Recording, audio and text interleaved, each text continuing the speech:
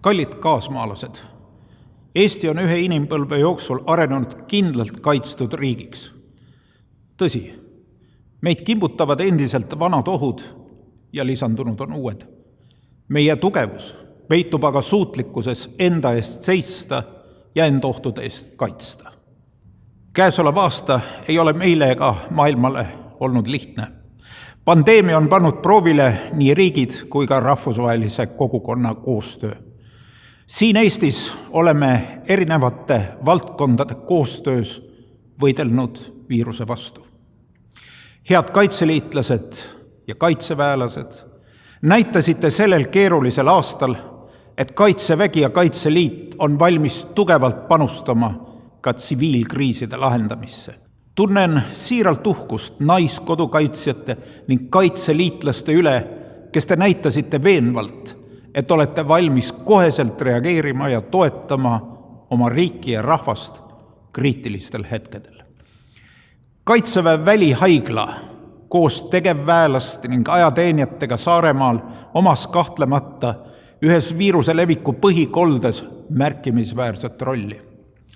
Valmisolek kriitilisel ajahetkel tervishoiuasutustele pakkuda isikukaitsevahendeid aitas vältida veelgi suuremat kriisi. Tänu teile oli kaitsevaldkonna panus märkimisväärne kogu koroonakriisi lahendamisel. Tervisekriis ei muutunud julgeolekukriisiks ja sõjalise riigikaitse tugevdamine jätkus. See aasta on näidanud Eesti kodanike tugevat kaitsetahet ja koos tegutsemise võimet. Sõjaline oht Eestile ei ole vähenenud ega muutunud. Seetõttu on oluline tagada kõrge valmisolek Eesti kaitseks igal hetkel. Kaitsevägi jätkas sõjalise väljaõppe korraldamist. Õppus Kevadtorm toimus vaatamata piirangutele väga edukalt. Jätkusid vajalikud varustushanked. Kaitsevägi sai uued liikursuurtükid K9 Kõu ja käsitulirelvad R20 Rahe. Üks väga oluline tähelepanek. Ajateenistusse astus rekordiliselt palju noori mehi ja naisi ja seda vabatahtlikult. Iga koolitatud ajateenija on üks Eesti kodanik rohkem, kellega meie vastane peab arvestama. Ja paraku, nagu ikka maailmas, vaenlane ei maga.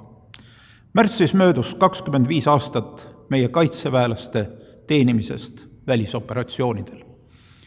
Kaitseväelaste ennastsalgav teenistus Malis, Afganistanis ja mujal maailmas tugevdab iga päev meie julgeolekut.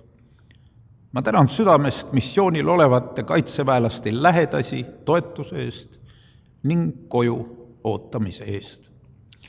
Eesti jätkab koos liitlastega panustamist kriisikolletes ka edaspidi, nagu liitlased tugevdavad meie julgeolekut siin kodus Eestis. Armsad Eesti inimesed, hoidkem ennast, oma lähedasi ja kõiki teisi. Nõnda hoiame koos oma riiki ja oma elukorraldust.